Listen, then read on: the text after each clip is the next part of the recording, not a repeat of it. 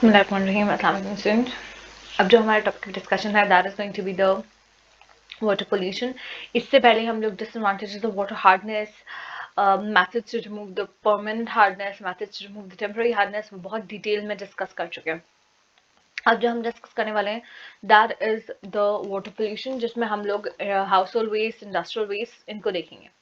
And then उसके बाद हम लोग जो है वो मूव करेंगे toward the raw water treatment. ठीक है, रॉ वाटर ट्रीटमेंट भी एक इम्पॉर्टेंट टॉपिक है. इसी तरह सीवेज वाटर ट्रीटमेंट ये भी एक इम्पॉर्टेंट टॉपिक है. ठीक है, ये ओल्ड पेपर्स में, पास्ट पेपर्स में आया हुआ है. And then water borne diseases में से भी क्वेश्चन आ जाता है.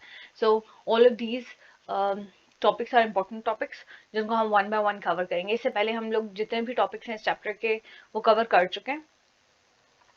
So अब हम move करते हैं towards this water pollution. Water is very good at dissolving substances. This is due to the polarity of the water molecules and the ability of its molecules to form hydrogen bonding.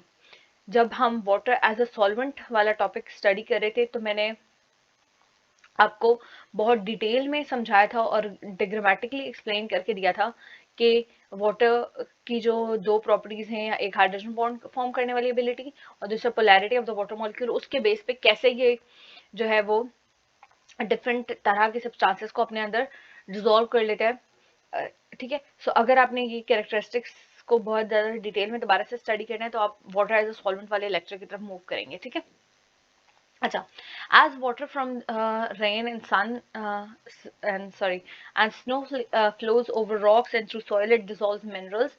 ठीक है, जब water देखिए rain की form में नीचे आता है ना, ठीक है, अर्थ में, तो जब वो रेन की फॉर्म में गिर रहा होता है तो बहुत सारी गैसेस जो कि उस डस्ट पार्टिकल जो कि एटमॉस्फेयर में मौजूद है उनको अपने अंदर एब्जॉर्ब कर लेता है. ठीक है, लेकिन जब यही वाटर फ्रॉम द रेन या फिर स्नो वो रॉक्स के ऊपर से मूव करता है तो रॉक्स के अंदर या सॉइल के अंदर क्या है, मिनरल्स मौजूद होते हैं, तो वो उनको भी एब्जॉर्ब कर लेता है. ठीक है, the fresh water we drink और use for our daily life processes a dilute solution containing a number of minerals.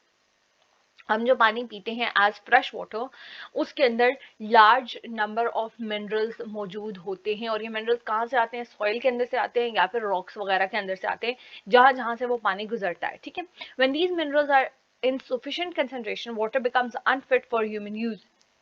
ठीक है, डाइल्यूट सोल्यूशन क्या होता है, जिसके अंदर देखिए जो भी आप चीज ऐड कर रहे हैं वो एक मिनिमम क्वांटिटी के अंदर मौजूद हो, या यू कैन से एक एडिकेट क्वांटिटी के अंदर मौजूद हो. ठीक है, सुटेबल क्वांटिटी के अंदर मौजूद हो. लेकिन जब यही क्वांटिटी एक लार्ज अमाउंट में कन्वर्ट हो जाती है, ठीक है, एक बहुत ज्यादा अमाउंट में कन्वर्ट हो जाती है, तो वही पानी जो है वो अनफिट हो जाता है फॉर ह्यूमन यूज.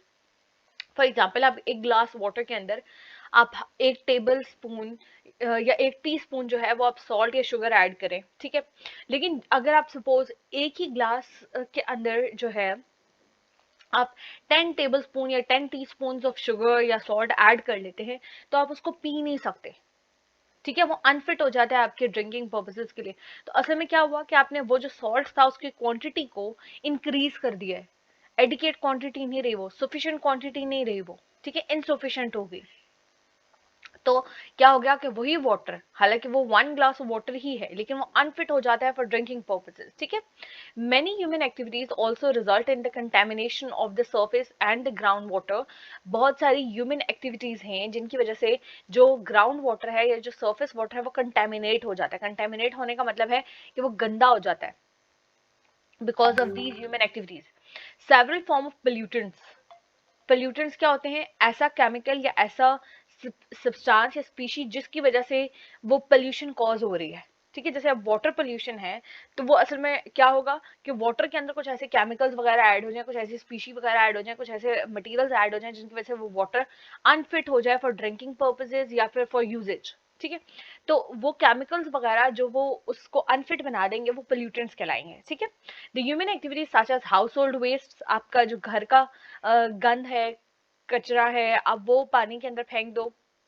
ठीक है, एग्रीकल्चरल वेस्ट हो गया, लाइफ स्टॉक वेस्ट हो गया, pesticides, oil leakage, detergents, septic tanks, petroleum, natural gas production etcetera may result in the contamination of the water bodies. ठीक है, अब हम देख लेते हैं हाउस होल्ड वेस्ट और इंडस्ट्रियल वेस्ट में कौन कौन से आ जाते हैं. Household waste includes human waste. ठीक है, livestock waste, soaps, detergents, paints, oils, food and vegetable waste, garbage, etc. Although detergents have strong cleansing action than soap, but they remain in water for a long time and make water unfit for aquatic life.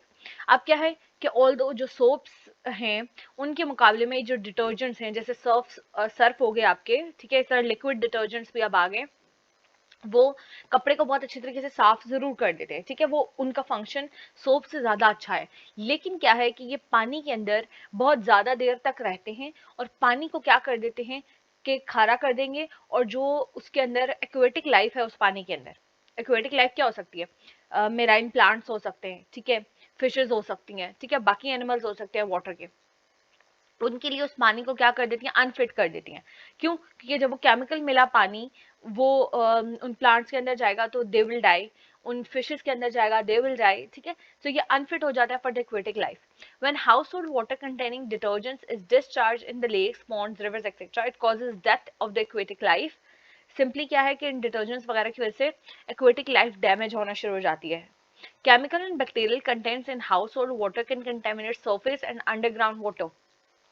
क्या है, जो हम house hold water देते हैं अपने sink से हमारे जाता है या गटर वगैरह से जाता है इनटू द वाटर बॉडीज, चाहे वो सरफेस वाटर हो या चाहे वो अंडरग्राउंड वाटर हो, उनके साथ जब जाके मिलता है तो इसके अंदर बहुत सारे बैक्टीरिया और बहुत सारे केमिकल्स मौजूद होते हैं, ठीक है, जो कि क्या कॉज कर सकते हैं, डिफरेंट तरह की डिजीजेस भी कॉज कर सकते हैं, और क्या होता है कि वो एक्वेटिक लाइफ के लिए भी डेंजरस हो सकते हैं।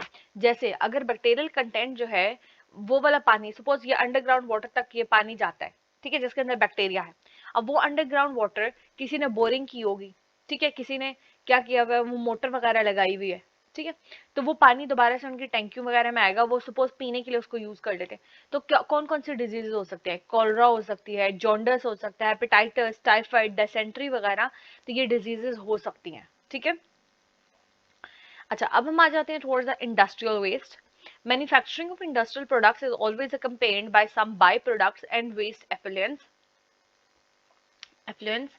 अच्छा, यहाँ पर क्या है कि जब इंडस्ट्रीज में कोई चीजें बनती हैं तो इसके साथ साथ हमारे पास वेस्ट वाटर भी प्रोड्यूस होता है और कुछ ऐसे वेस्ट केमिकल्स भी प्रोड्यूस होते हैं जो कि हमने बेसिकली यूज नहीं करने होते या हमारा उनको बनाने का कोई मकसद नहीं होता, ठीक है, वो खुद ब खुद ही बन गए ड्यूरिंग दैट प्रोसेस, ठीक है। These waste products may be in the form of waste heat, smoke, solid और waste water effluents.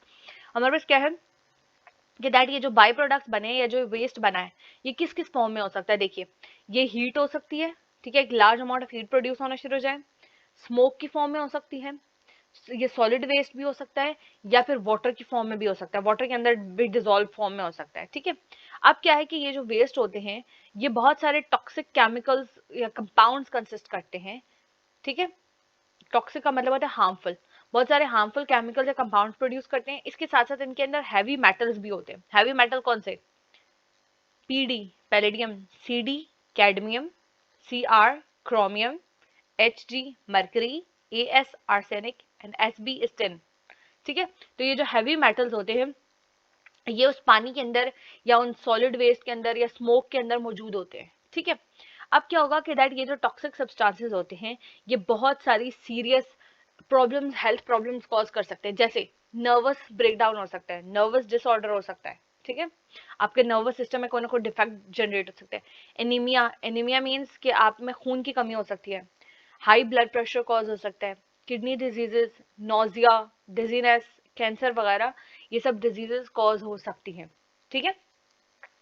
Industrial units generally discharge their waste either to open land or into water bodies, ठीक है। अब क्या होता है कि दैट ओपन लैंड के अंदर मतलब एक जमीन है उसके अंदर बड़े बड़े गड्ढे खोद के क्या करते हैं या अपना सॉलिड वेस्ट या वाटर वेस्ट क्या कर देते हैं उनके उसके अंदर डंप कर देते हैं, या फिर क्या होता है कि डिफरेंट तरह की जो वाटर बॉडीज होती हैं जैसे लेक्स हो गए, पॉन्ड्स, रिवर्स, ओशंस वगैरह, उनके अंदर ये अपना पानी जो है या सॉलिड वेस्ट जो होते हैं वो क्या कर देते हैं, डंप कर देते हैं, okay. Water from leather tanneries यानी जो लेदर बनाने वाली इंडस्ट्रीज हैं वो जब उनके अंदर से जो पानी आता है उनके वो जो वेस्ट वाटर उनका होता है उसके अंदर क्रोमियम 6 के सॉल्ट्स मौजूद होते हैं। ये जो क्रोमियम 6 का सॉल्ट है ये हाईली टॉक्सिक है and it is a carcinogen, यानी क्या कॉज करता है, ये कैंसर कॉज कर देता है, ठीक है। अब ये जो industrial water generally water bodies में फेंका जाता है, ये क्या कर देता है, irreversible degeneration of the environment cause कर देता है, और इसके साथ साथ जो मेराइन लाइफ है और जो पब्लिक लाइफ है उसको भी बहुत सारे डैमेजेस कॉज कर देता है। ओके अच्छा, अब जो नेक्स्ट टॉपिक हम डिस्कस करने वाले हैं that is going to be the water treatment. हम पहले वाटर ट्रीटमेंट को देखेंगे, व्हाई इट इज एसेंशियल, ठीक है, एंड देन फिर जो रॉ वाटर ट्रीटमेंट और industrial water treatment, sorry sewage water treatment, हम ये देखेंगे।